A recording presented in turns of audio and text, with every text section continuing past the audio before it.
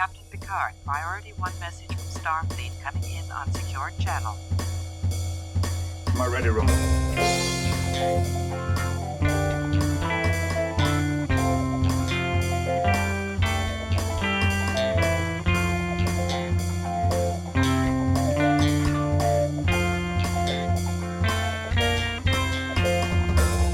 And welcome to the Readier Room, not to be confused with Women at Warp. Ours is the only Star Trek The Next Generation rewatch podcast made by people who made the show itself. My name is Mitchell Mells, Chief Consultant of Services at Paramount Studios, and with me is my life partner, Brandon Hobbs, Head of Resources Management. Brandon, how are we doing on this fine-ish day? Oh, I am doing fine-ish, Mitch. Yeah? You matched the day? Yeah. I did match the day. I matched this episode. Well, don't they? Hey. We can fight about this I know later. we're gonna have some disagreements here, but yeah. Let's move on. Get to that when we cross that bridge. Yeah, on this, the most controversial episode of the Readier Room, gonna be a battlegrounds. But before that, we have this week's question of this week, which comes from a fan named Ken, who asks, if each member of the Enterprise bridge crew was a fast food restaurant, which one would they be? That's an excellent question. Right? I think that's why I love our fans. Very insightful group. They think outside the box. They do. Just new ways of relating to Star Trek and understanding Star Trek and consuming Star Trek, which is really all we want to be doing in as we've reached the 40th anniversary of the show. Absolutely. I always say, if you're not consuming Star Trek, what are you doing? Right. That's right. Okay, so I don't want to beleaguer this too much, lest Ken get offended that we're not answering his wonderful question. So, to start it off, I think we should start with the captain, as always, Picard, who I think very clearly, pretty obviously, is just a Long John Silver's guy. Riker, of course, Burger King. Moving on, Troy, which I thought about this one for a while, but obviously got to be Wendy's, when you really get down to it. Crusher, pretty Panera Bready, right? I don't know. Yeah, she's classy. Right, that one might be controversial insofar as Panera Bread fast food or not fast food. I know there's a lot of hot opinions and hot takes on that, but I think once you open up a drive-thru, you're pretty solidly in fast food. Yeah, and I mean, any restaurant that sells soup in a bread bowl, you're reaching fast food levels of calories on that one. So exactly, or a salad that is really just barbecue chicken. Yeah, just a vessel for dressing and fried food. Right. Okay. So moving on, I assume that Ken probably already knows this one, but Data, Jack in the Box. What else? What else is he gonna be? Lieutenant Yar, Whataburger, of course. Now, Geordi, this one was, I think, the most difficult to arrive at, but probably Popeyes. That's an unusual choice. It is, but I think if we just went with the obvious one for all of these, well, what would be the point of asking the question, right?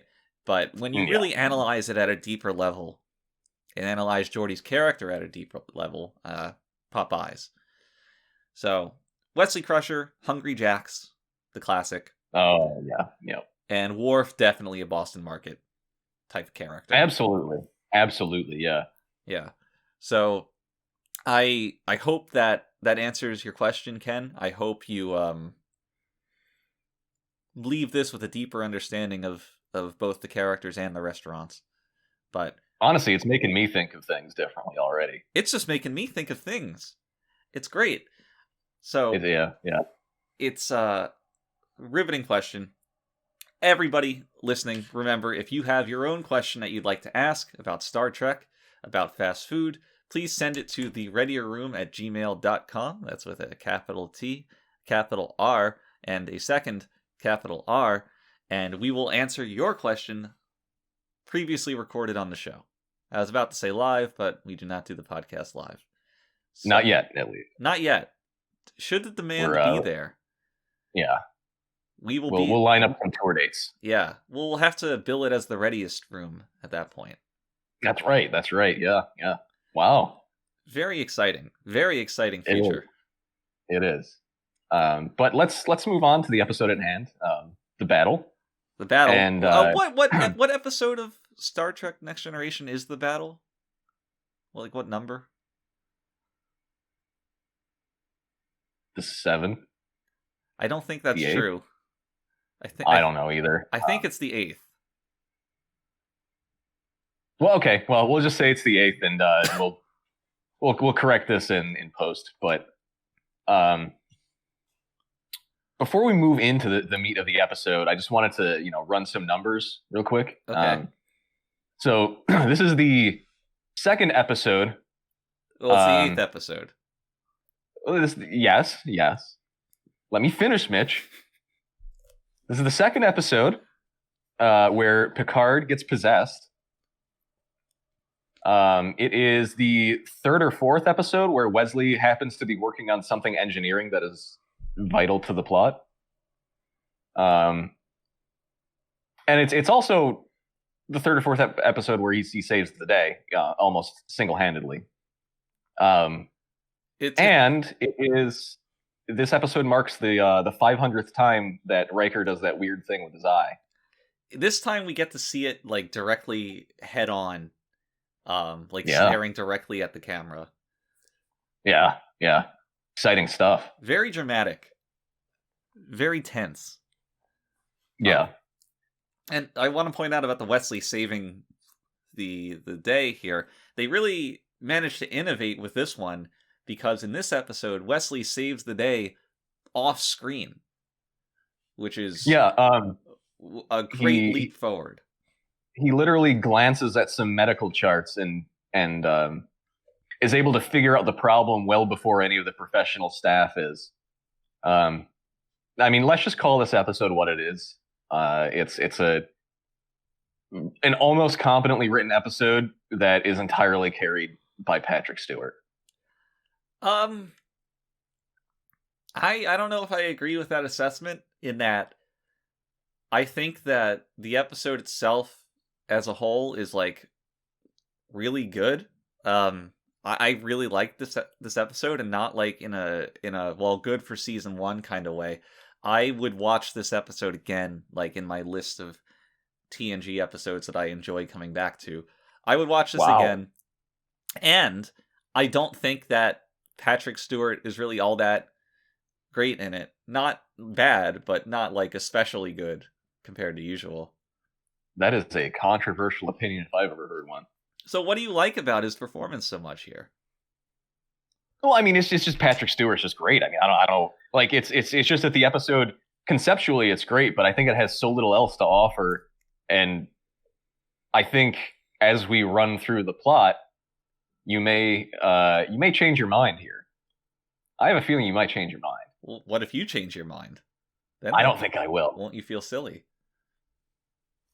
But anyway, so let's start from the beginning as we are wont to do. Yeah, one of these days we'll start at the end, and it'll be a very radical change for the Readier Room.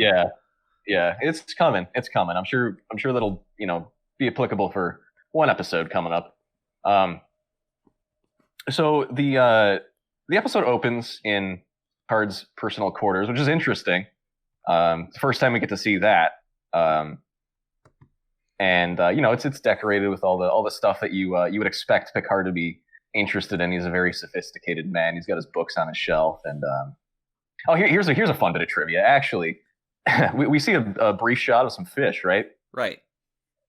So these were actually sourced last minute from a local pet shop. Mm-hmm. Since we didn't have anyone in charge of procuring animals for the show, because Gene thought it would be a waste of money, right? Right. Because he had that rare pet collection, which we talked about a couple episodes ago with the pig. If you can do something yourself, you probably should. Yeah, it made sense. The only thing is, Gene didn't really have an interest in fish, so when the scene called for fish, we bought up a bunch of them for like half a day. And I mean, all things considered, it went pretty smoothly. But the owner wasn't really happy when one of the producers went to return them, especially with the dead ones. Well, so when they're in the tank on set, there's just no way of getting food in there. Yeah, I think there was an issue with the water. I mean, whatever. For our purposes, it worked out.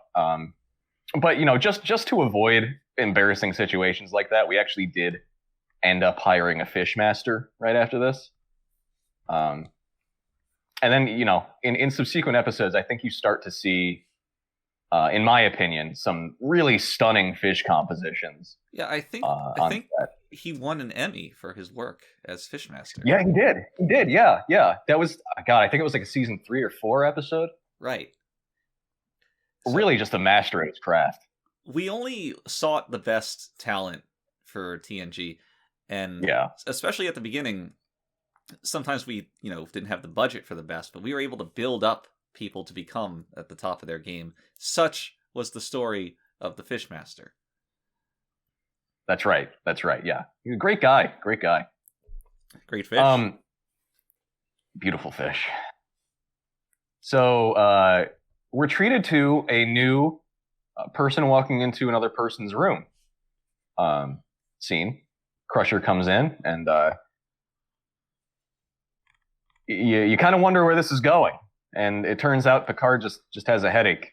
Well, let's just stop here for a moment, because this scene has a lot of bizarre dialogue to me. Yes, it does. Thank you for that. So Crusher is like tending to Picard as a doctor, and he's describing his symptoms as a headache.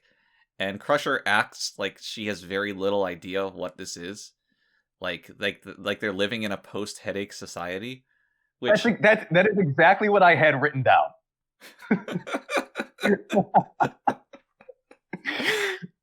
We know each other too well. Yeah, but it's so weird, right? Because how do you eliminate cherry headaches? On top of it? The cherry on, yes, there's that. You can't just breed headaches out of the gene pool. You would still have to treat them somehow. Right. You don't just stop having headaches.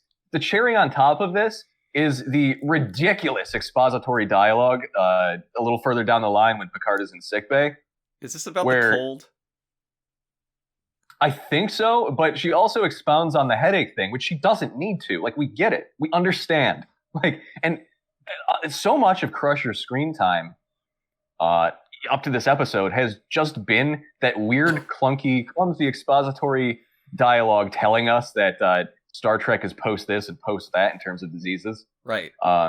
Which is just not needed. We get it. We understand. And it's just so clumsy. Some of it can work. Like, you want to explain that big things like cancer, things that are huge problems to people now, are like, wow, in this future they don't have cancer. That's amazing. I want to live in this future.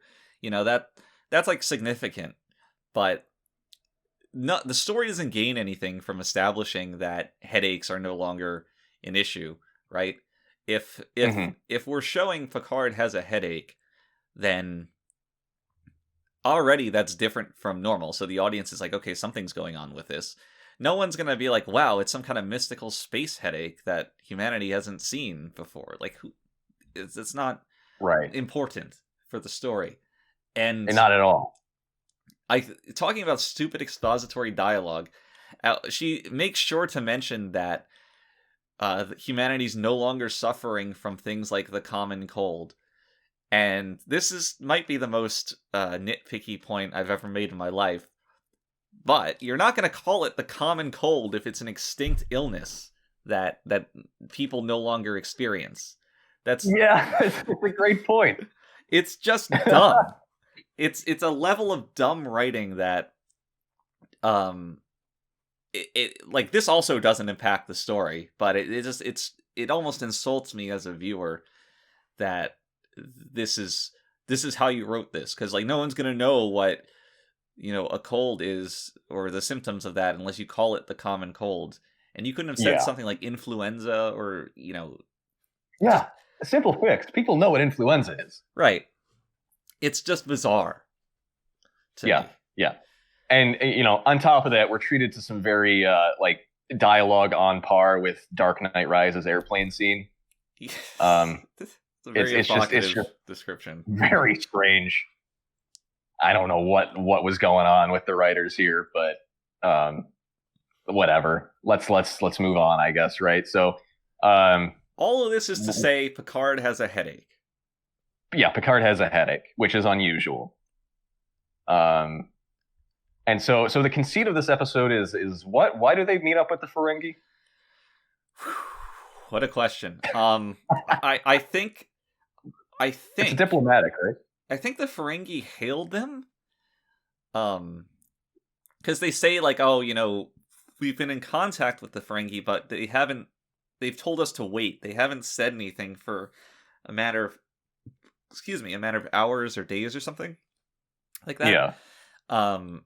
I don't remember exactly why, but I think the Ferengi arrange a meeting with them, which once you know the details of the plot, like it makes sense that the Ferengi would initiate this meeting. But yeah, interesting thing I wanted to bring up about the Ferengi. I mean, there's a lot of interesting things about the Ferengi in this episode, but we're treated to the white screen again. I was gonna say the same thing. It's amazing. You had it the first time, and the second time is not quite a pattern yet. The third is when you establish a pattern, but it's. If I wonder if this is just the Ferengi's thing, like they exist in a dream space beyond physical reality once they're on the ship. I think they decided just to take their ball and go home with this one. Screw it. Yeah. We were supposed to create interiors for the inside of the Ferengi ship and just never did for this episode. If it was good enough the first time, then might as well be good enough the second time. Yeah, it worked. But also interesting about the Ferengi is we've settled on a pronunciation for Daemon. Yes, we have. I know that was confusing, and I know a lot of our viewers were waiting on an answer to that one. Here it is, the canon pronunciation of Daemon. And then I'd also like to point out that the Ferengi aren't really jumping around as much. They're not as feral. No, they're not as feral. They don't talk as caveman-like. They still say things like human, but their grammar isn't fucked. And the human stuff is kind of kept to a minimum, which is nice. I have only positive things to say about the Ferengi's treatment in this episode. Yeah, I mean they're still not remotely threatening, but right. But in this episode, they like display ethics at the end. They're a lot less one note. Right, which is really cool. They established that Daemon is like a title rather than just some guy's name, which I don't think was clear from the first. And I think that was absolutely clear. I'm pretty sure that was clear. No, it wasn't. No. Yes, it was. Yeah, it was. It absolutely was. Bullshit. Well, okay. Anyway, it's certainly clear in this episode, which is good. But yeah, they in this episode calls for them, at least one of them, to execute like a plan. So you can't have these idiot cavemen running around while also pulling one over on the Enterprise. Yeah, that would just be silly. Yeah. Although that exact thing did happen. It literally happened. Yeah, seasons on with those fat idiot Mongoloid race that tricked Geordi. So never mind. Well, it's Geordi. It's Geordi. It's Geordi. So I guess before we get into the actual plot of this episode, something interesting happens where Wesley runs up to the bridge and announces that he's found something on the radar or something. Yeah, a ship is heading towards them. He's working in engineering, trying to boost something, and he runs up to the bridge, and everyone on the bridge stops everything they're doing to listen to how great he is at his engineering job. Well, they do kind of reprimand him. They're like, Wesley, you're supposed to use the communicator, right? Like, what if something had happened in your like even Data's sitting there like impressed. Well, Data Data's thing. Data does not, to me, he did not look impressed. He looked like he was about to slap Wesley. Because Wesley's like, oh, I managed to boost the power grid on the engines or whatever. And Data's like, you boosted it? I'll talk to you about this later. You know, he looks very offended. He just looks concerned. Yeah. I just think Brett Spiner didn't know what kind of facial expression to make. You got to be excited, but not too excited. That explains a lot of his treatment with the Data character. Yeah. So actually, in this scene where we're treated to the first appearance of Wesley's rainbow shirt, the infamous rainbow shirt that he wears for every episode from this point on, the classic, and as it were. What a lot of people don't know is that was actually one of his personal shirts that he just bullied the crew into letting him wear it every episode. Said he was trying to make a statement or something. Well, with the whole Rock Hudson thing going on, it was a very, very meaningful, timely statement at the time. Yeah, for sure. I think some people would have appreciated it, but the issue kind of came when the director was like, we can't be doing this, like you need to kind of, dress like everyone else. Stop trying to mess with the production, so he tried to get him to take it off. Just every time he would do that though, Will would just start screeching and run away. So we eventually caved just in the interest of getting the damn episode finished. But yeah, just for the audience, if you're ever wondering why that shirt doesn't really, feel Trek, that's why. Yeah, there's a lot of those little details that, not little, but a lot of those things that kind of pull you out of it. I mentioned some earlier with the dialogue, the wardrobe now. Yeah. Trek was not a perfect production by any means. But I like to think that each of these flaws is actually just another thread in the tapestry that is the Next Generation. And yes, there's a certain beauty to it. There is. The show would not be what it is today if any of these problems had been fixed. So God bless you, Will Wheaton. Thank you for your service. Thank you, Will. We love Will. We love Will. So the Ferengi beam aboard, right? Yeah, they beam aboard, and that's because the Enterprise is worried about the ship coming towards them, and the Ferengi arranged this whole meeting. They're very suspicious, so like, let's get the Ferengi on board, and then if we're like attacked, then they're on here. It's like an insurance thing. And the Ferengi come aboard, and they refer to Picard as the hero of what was the name of that battle? Maxia? Maxia? That sounds right. Hero of Maxia, which is a relatively minor engagement that Picard had taken part in years before becoming captain of the Enterprise, and it kind of earned him fame amongst the Federation because of the way he handled it by using something that had gone on to be known as, quote, the Picard Maneuver. The Picard Maneuver. The Picard Maneuver, which is a very auspicious phrase, I think. Somebody in the writer's room had, coined the term the Picard Maneuver, and it was so evocative that the writers knew they wanted to use it, but nobody could, be quite sure what they wanted to do with it, what they wanted the Picard Maneuver to actually be.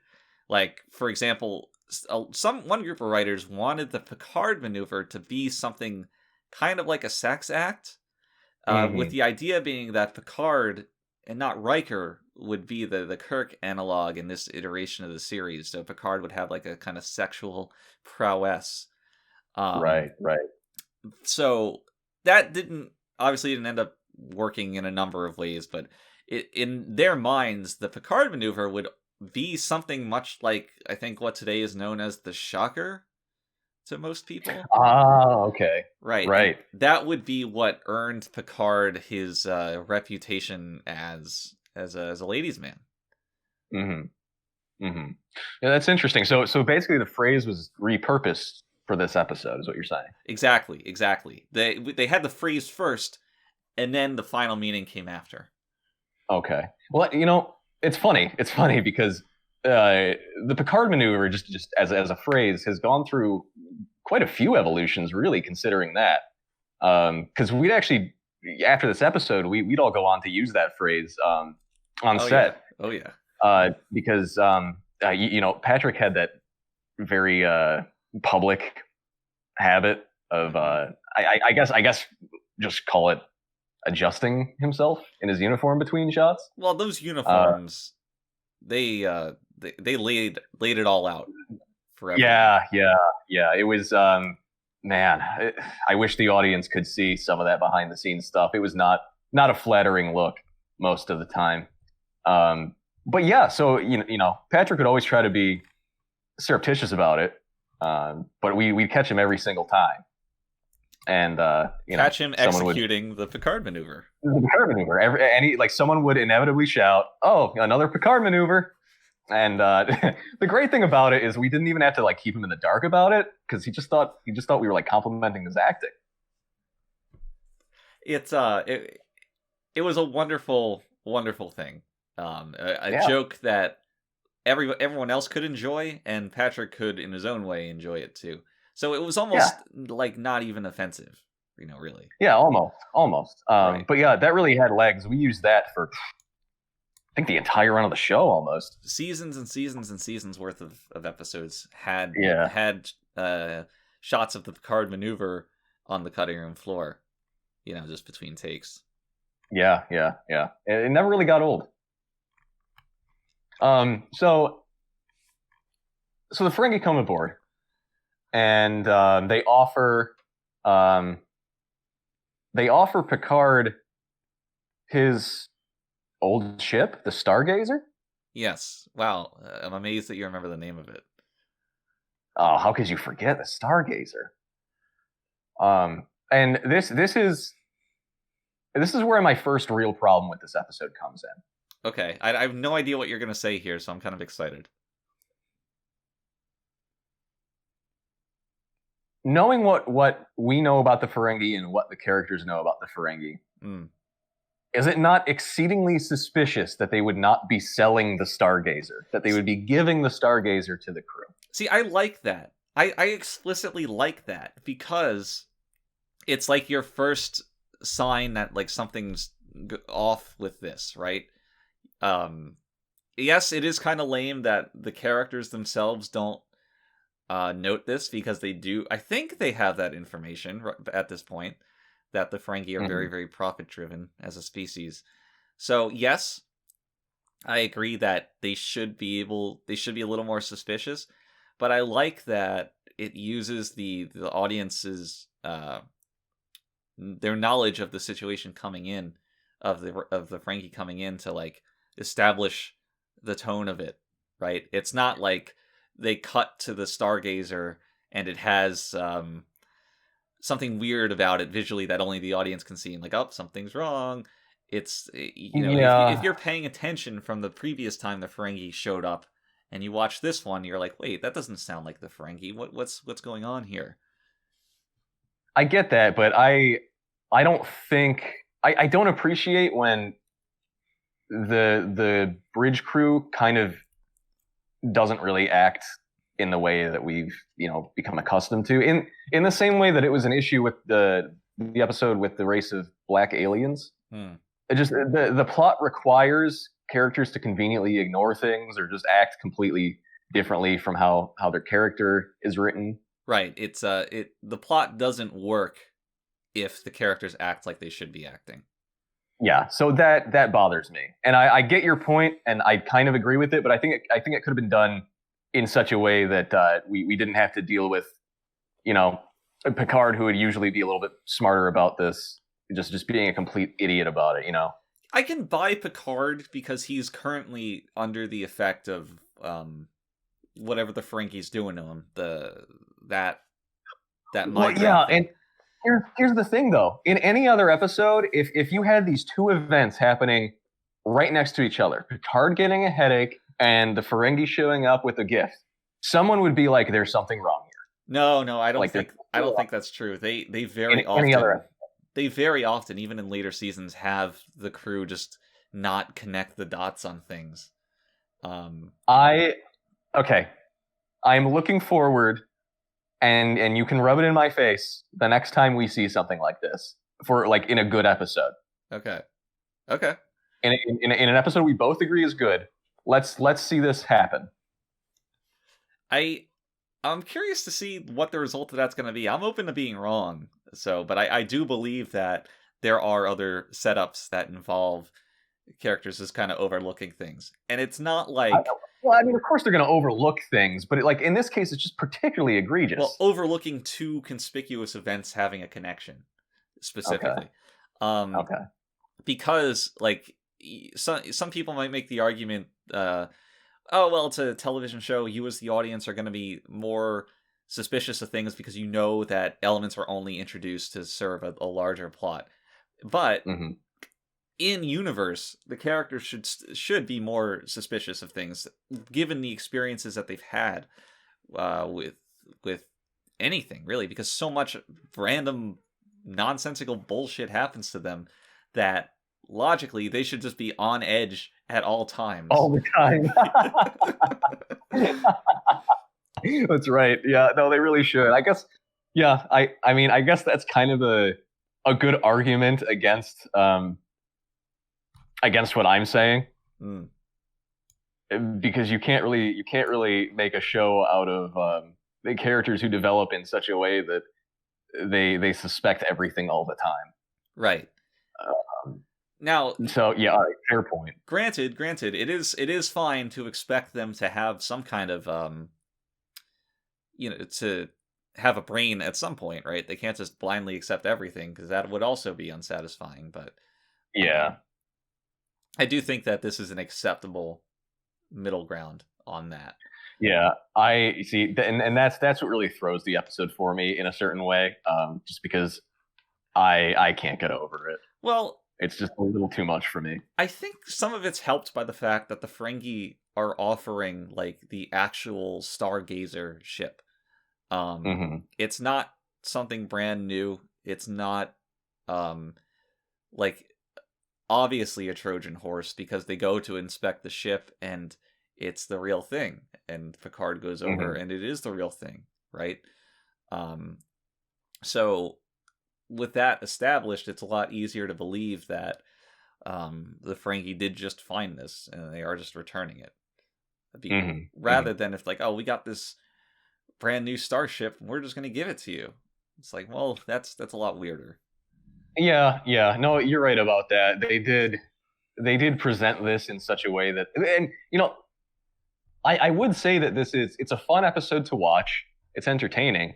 I just think that like there's just a couple little things in there that really push it the other way for me, to the point that I can't necessarily say that I think this is a good episode. I mean, not a bad episode, but you get what I'm saying. Yeah, I do. I don't necessarily agree, but I certainly understand.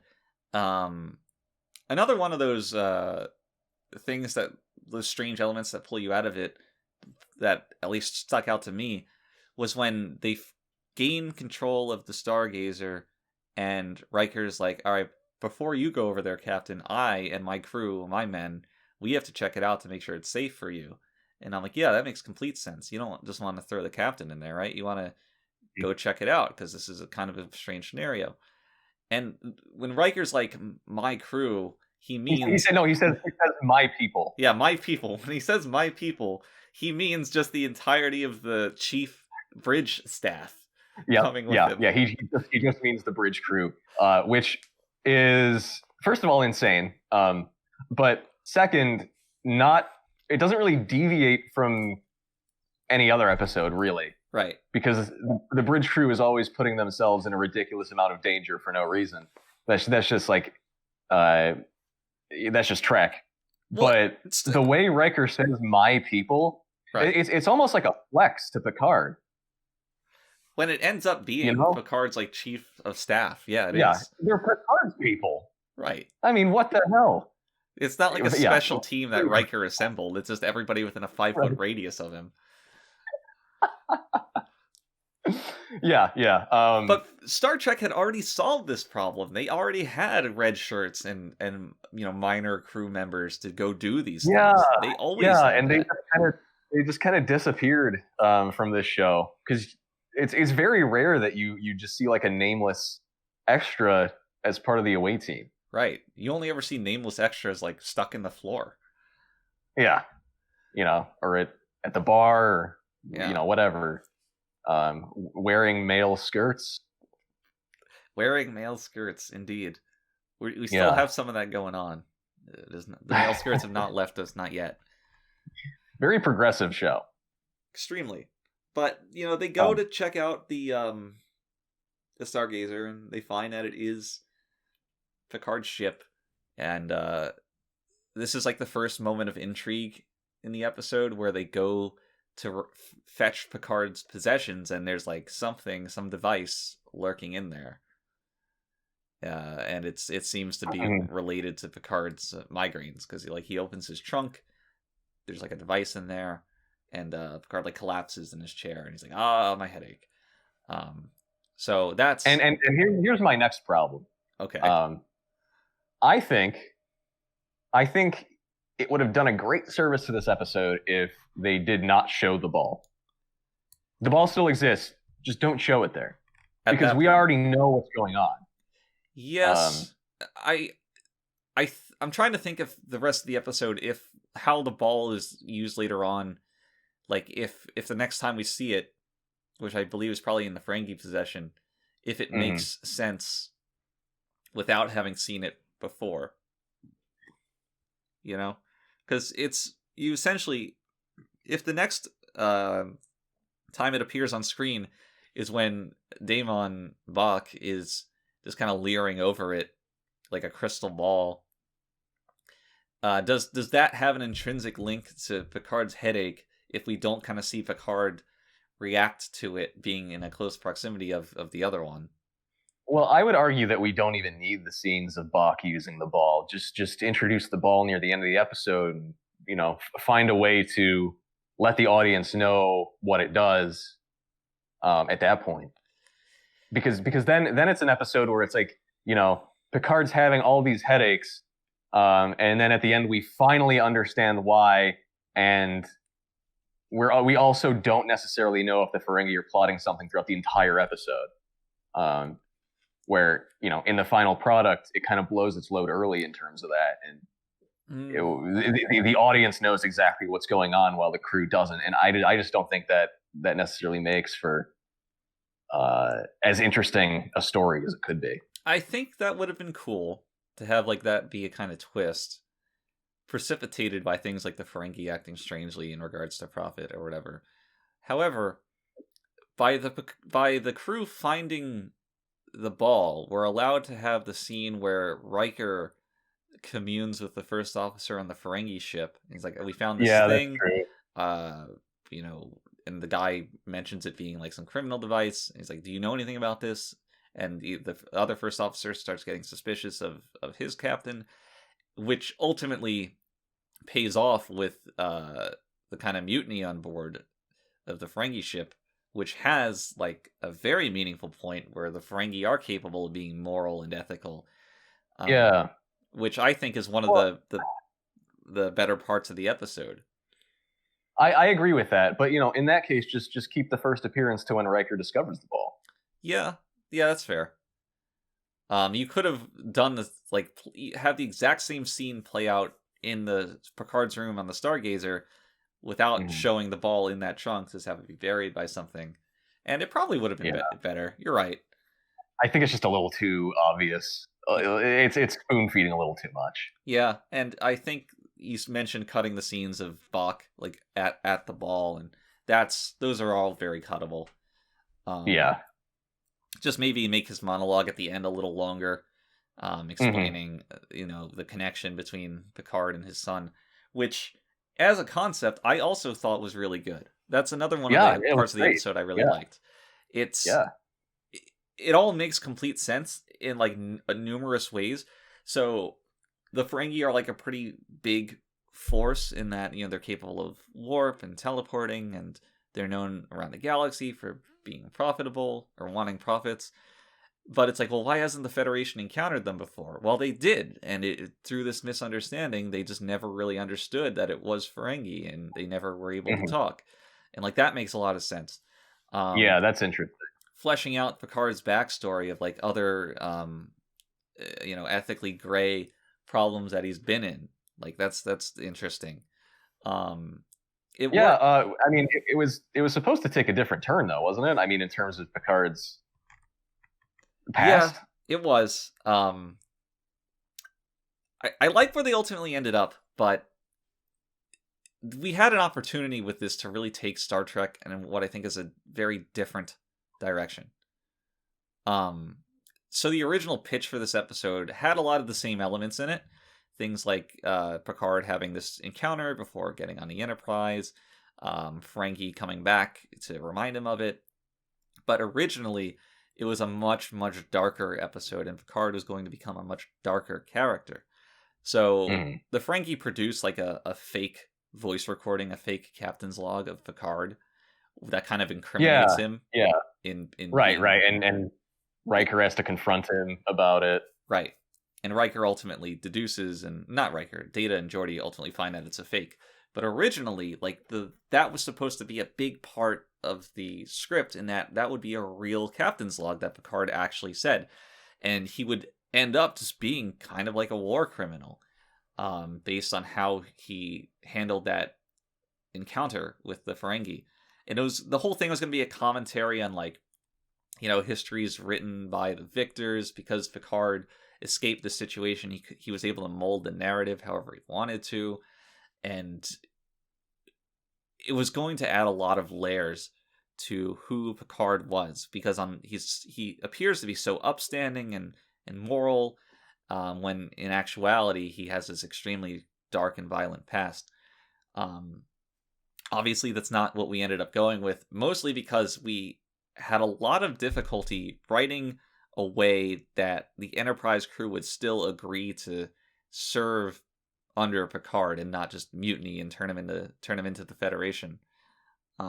There was no way of doing that without compromising all of the characters, basically all the characters in who they are. Yeah, it would make them all basically war criminals by association. Exactly. And the idea of like a rogue Federation ship that's no longer on with gelling with the morals and the principles of the Federation, that was kicked around. That we kind of wanted that, a little bit of that for Voyager, kind of had that 90s counterculture edge to it, right. But it never ended up panning out, and I'm kind of glad that we didn't go with it for this series either. I like just having this North Star beacon of morals that the Federation and the Enterprise rather always are. So yeah, I agree. I mean, it ended up working. It did. So so Bach wants to kill Picard. Petty revenge. Yeah, petty revenge. That was a really great conflict in this episode. I mean, even his name's not coming to me now, but the actor who played Bach was really good too. I mean, all of their scenes together were great. Yeah, I think there's a very clear step down between the guy playing Bach and the two other Ferengi actors in the episode. Really, just one. Where Bach is a lot more human, I guess, in how he acts. Yeah. Whereas the other guy has like much larger teeth prosthetics, and it kind of impacts how he talks and how he acts. Right. Either way, and I mean, we've said this probably several times already this episode, but still a much better depiction than we were treated to the last Outpost. I think that this episode has the most like genuinely villainous and competent thing a Ferengi has ever done on Star Trek. It's possible. Because this was in that transition period before they actually just became full-on comic relief type aliens. Exactly. You would never have a Ferengi in later seasons like having a moral quandary and coming out on top of it as a paragon of what a first officer should be. Like you would Well, never. I mean, you do. Yeah. Yeah, I guess that's. I think that's probably true. But you do have Bach come back later. You do. Yeah. So Because only so many people would ever agree to be a Ferengi, right? Because like actors who had to act as Ferengi would always complain about the fucking makeup. And yeah, I remember they weren't exactly happy about it.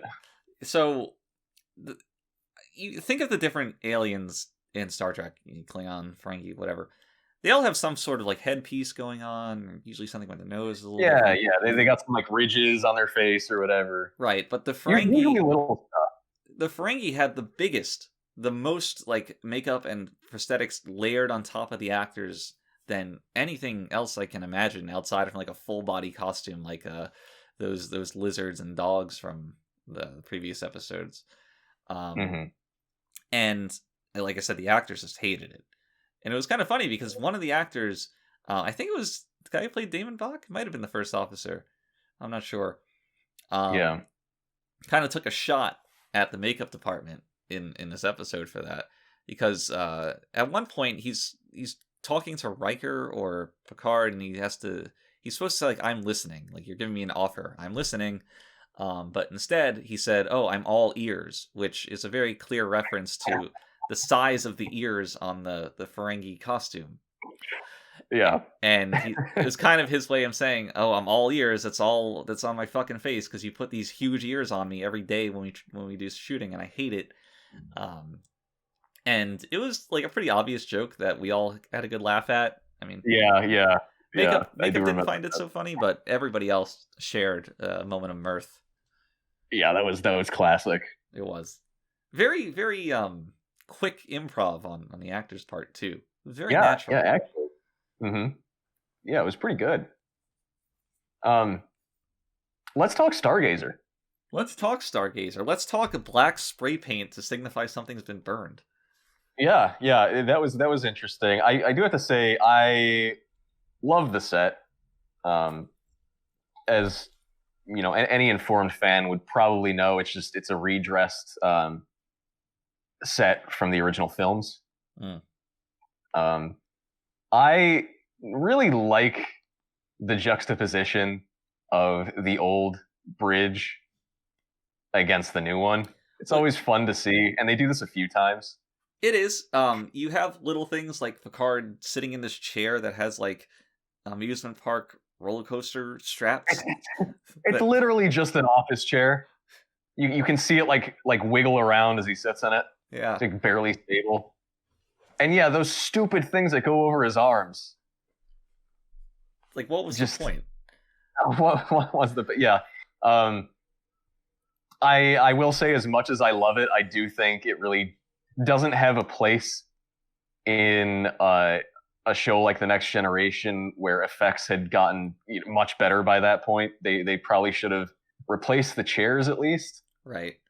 And it's like having like dials and switches on a console somewhere. It's like it doesn't gel with how ships are purported to be built in universe at this time. Yeah. It's just, I don't know, very off-putting sometimes. But what I did want to bring up is we get onto the bridge, right? Everything's burned, destroyed, right?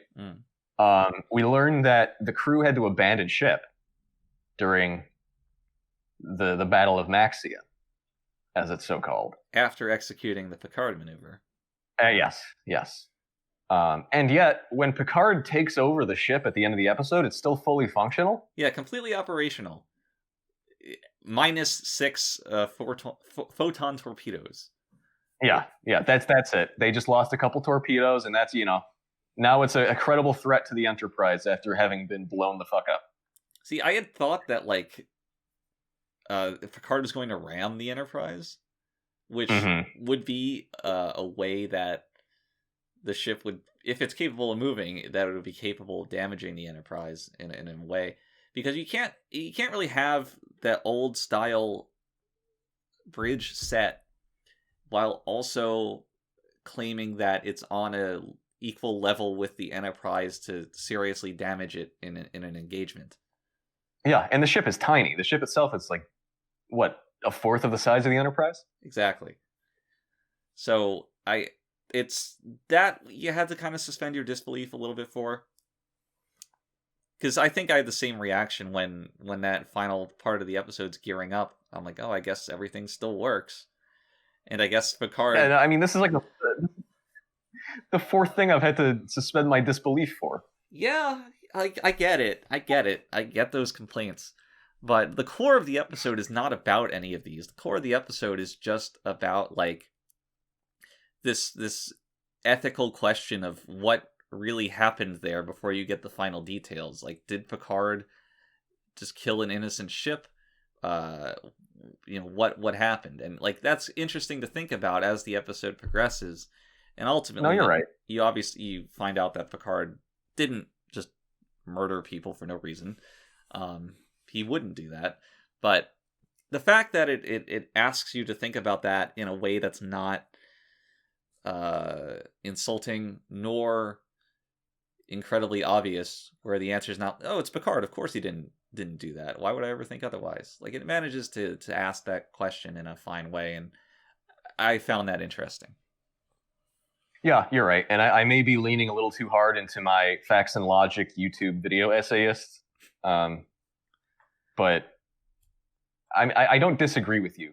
Well, I just think that there's just a couple things too many that really make me feel that it's just not quite up to par in the way that it should be, this episode. I understand. I think there's a place for both of these. There's a place for, like, understanding the intent of the story and what does and does not serve that, and then there's also a place for having a 30-minute conversation about the nature of replicators. You know, you need both of these things to enjoy Star Trek. The further the action of the story is removed from physical actions, like a fight or something, and the more it goes towards the mental, psychological, then I think those concrete details matter less to me. Like, about, oh, how is the ship powered? To some respect, it doesn't really matter. Now, if I definitely agree with you to a point there. Yeah, if the whole episode had been about, like, a battle between two spaceships happening, like, right now, and the capabilities of the Ferengi ship and the capabilities of the Enterprise, and now this Stargazer ship is also going to be a threat that they have to fight, then it's a lot. That's a much more pertinent question. Like, how is this wrecked, derelict ship at all relevant to the behemoth that is the Enterprise? Yeah. I can see that. This is quite the twist. Neither of us really changed their minds at all. Oh my god. So the final confrontation, I guess we kind of skipped over a lot in our little plot summary, but the audience has seen the episode anyway. I'm sure they don't need to hear it retold to them. There's not so much to it. Like, you know, Picard gets mind controlled. Right, and a guy wants revenge for Picard killing his son. Everything else in the middle of it is like, all right, we analyzed the recordings. And we mentioned Wesley's part in it way earlier, so we don't have to retread that. There's not, like, so many steps here, because most of what you're seeing is just, again, mental in nature. So it is easier to gloss over it. Yeah, you're right about that. But I did want to bring up at the end of that final confrontation, you know, Picard's about to attack the Enterprise, and Riker manages to get through to him, right? Mm-hmm. By doing the stupid eye thing. By doing the eye thing. And Picard's like, where have I seen that eye before? Right. And, Riker. Riker. Riker tells him to look for a sphere, right? And he finds the sphere, and he says, sphere.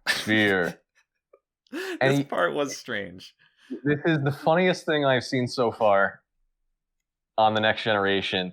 He points his phaser at the sphere, destroys it, and does like a slow motion jump away from the exploding sphere, like knocks him off his feet.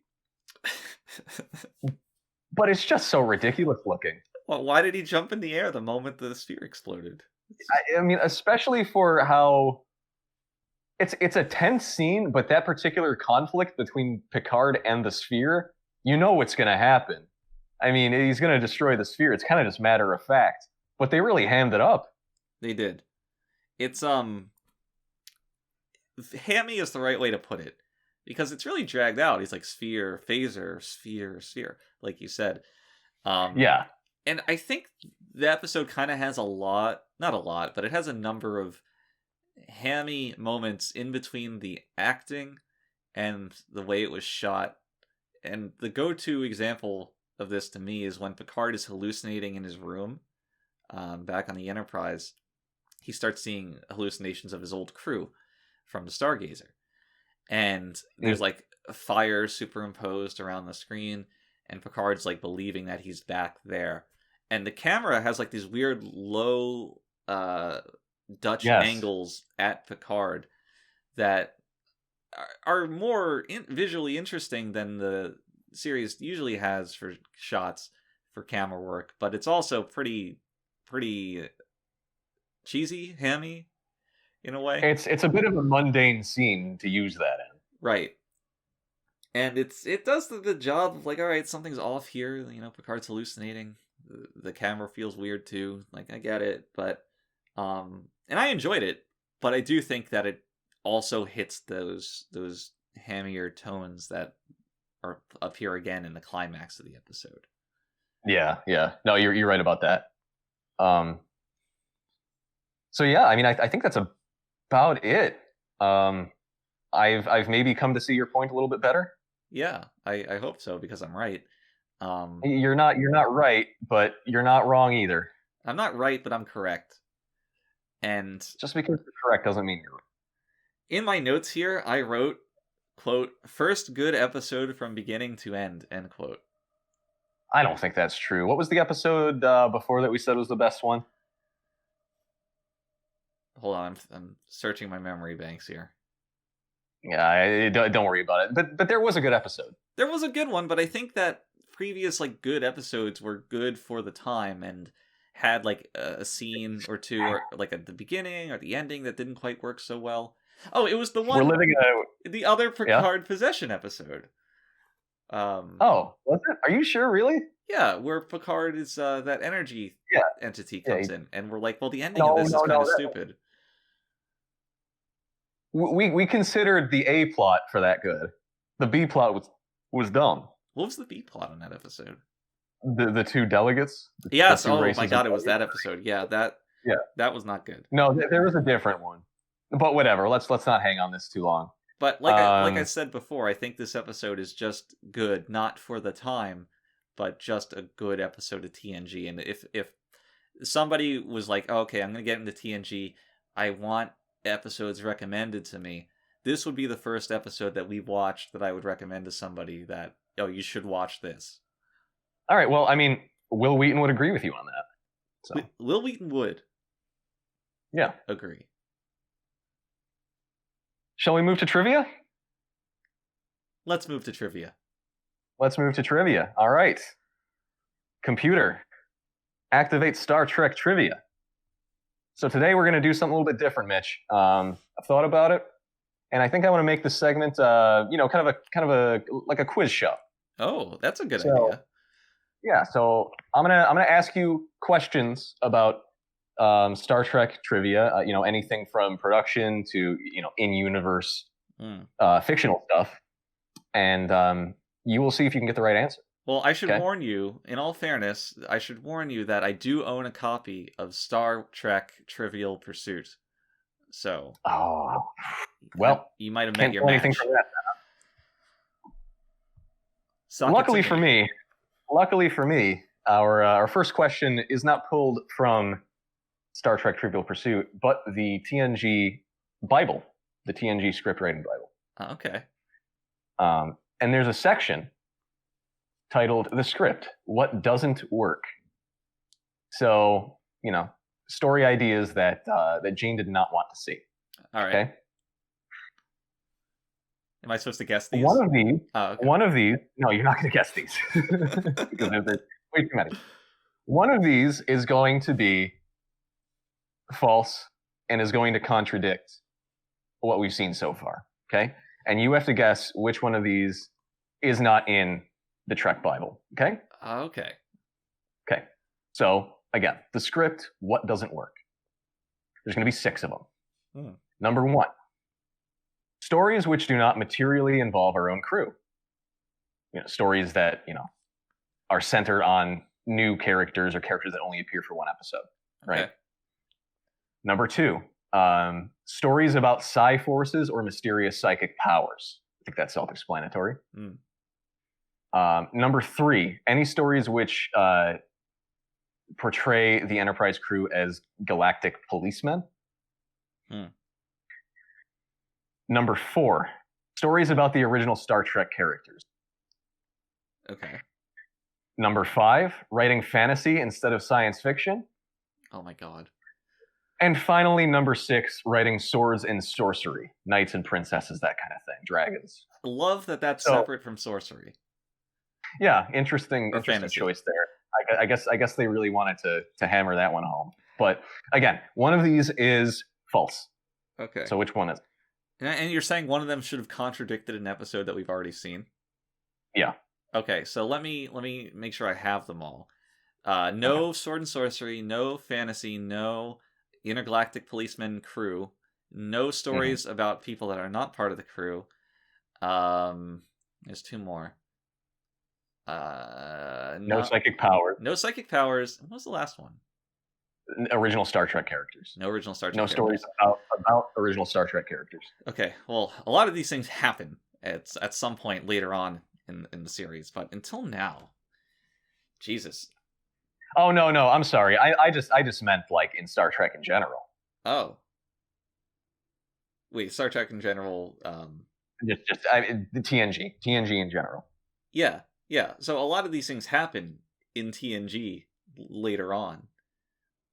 Well, see, this is where you have to get creative and see the way that they twisted these things to be able to fit them in there. Gotcha. But one of them absolutely does contradict. All right. So I'm kind of leaning towards intergalactic policemen, and I'm also leaning towards psychic powers. Okay. Because the very concept of Troy's character is already skirting that line for psychic powers. It absolutely is, like just for perception. Right. And the intergalactic policeman is basically what they do every single episode to some extent. Except for last episode where they were kind of intergalactic outlaws, just breaking laws. I'm gonna say that psychic powers is not one of the series Bible don't do this laws. Okay. That's your final answer. That's my final answer. Well, Mitch, you are incorrect. These are all real. What? These are all real. Every single one of these is real. And all of them seem to get contradicted at some point. I certainly can agree with that. There's like an episode where Dr. Crusher is in like a romance novel with a ghost inside of some mansion. And like that contradicts like several of these. There's that episode where Scotty comes back. That contradicts this. I mean, Spock's father comes back. Yes, yeah. Spock comes back. So, yeah, and there are entire episodes centered around these characters. Like, there's actually a second page to this. Do you want to hear the rest? I do. Treating deep space as a local neighborhood. Which it obviously does. That's amazing. Star Trek is not melodrama. Which, okay, to be fair, I think they did kind of avoid that. They do, and then there's like, oh, now Troy and Worf are dating. Like, for the most part, they avoided it. For the most part, yeah. No stories about warfare with Klingons or Romulans, and no stories with Vulcans. Well, I respect them for wanting to write this rule where it's like, okay, this is what we did before. Now we're going to do something new. And then the Ferengi appeared, and people are like, that's not working. Yep.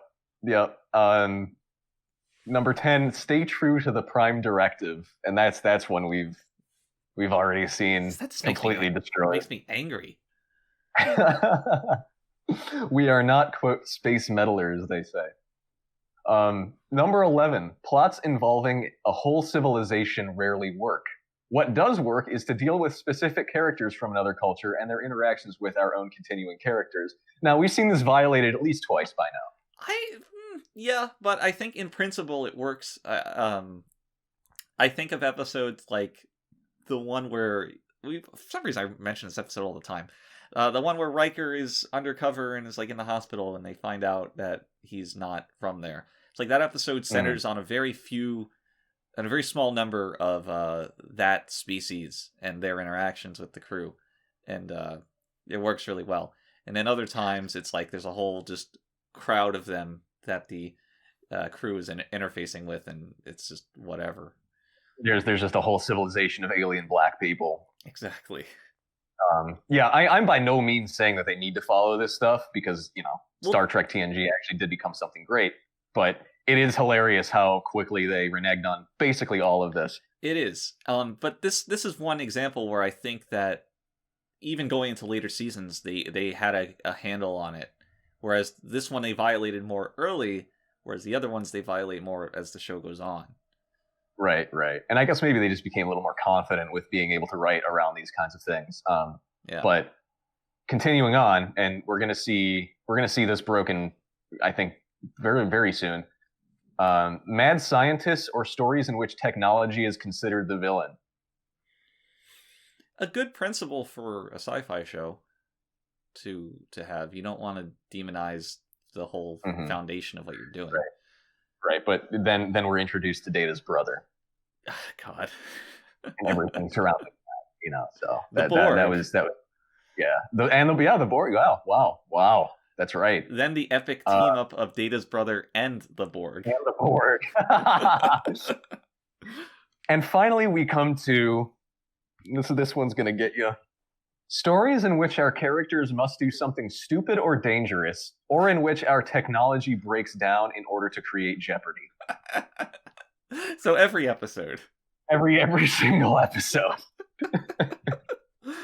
This must be there. I think there's an asterisk at the end of that one that you missed, unless Wesley Crusher is there to fix it. And I guess I kind of want to ask too, how do you write anything with these rules? What are you going to write about? Okay, what can we conceive of a plot point, like a story pitch that does not violate any of these? So the crew can never disagree with each other, basically. Right, because that'd be melodramatic. They're traveling through space, holding hands, singing Kumbaya, and drinking veggie shakes, and from the synthesizer or whatever, and the replicator, and they stumble upon an advanced alien race also charting their way through space. They beam aboard, and there's zero conflict. They hug. The advanced alien race shows them a new technology, which is amazing and improves their lives by several degrees. And then the crew beams back aboard their ship and goes on their way. Cut to credits. Yeah, I think I've just created an episode where none of this is violated. All right, let me ask you this. There's an episode where Worf is jumping between parallel timelines. Does that violate any of these? Jumping between parallel timelines. How? How? It's not explained. Okay. I don't think so. I don't think it... No. All right. Is there warfare with Klingons in it? Or Romulans? They show a glimpse into one timeline where like the Federation lost to the Borg, maybe the Romulans. Okay. And that version of the crew wants to like kill our version of the crew so they don't fix things. Which might be melodramatic. Might just be dramatic. Yeah. I don't think it violates anything. Good. What really gets me is the two swords and sorcery and writing fantasy. Yeah, I don't know. When what they should have said is don't write any Sherlock Holmes themes episode.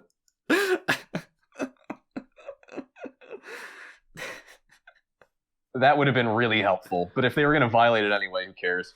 Oh my god, they violated these laws like the crew violates the Prime Directive. But yeah, that's it. That's it for the trivia corner. Thanks for participating, Mitch. Oh well, I'll get them next time. I promise. I'll put my Trivial Pursuit skills to the test and come out on top. Yeah, looking forward to it. So that's gonna do it for this week's episode of the Readier Room. And join us next time on the Readier Room, where we will be ready in our room. And until then, everybody, stay readier. The troublesome little man-child.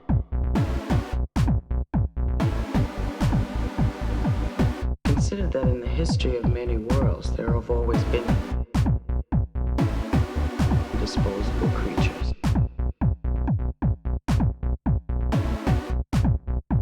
Do you consider yourself superior to us? Should have told him to mind his own damn business.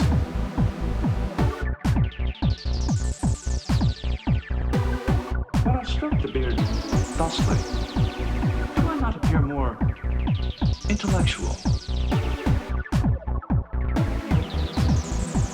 Computer! Freeze program. It's not a promising beginning.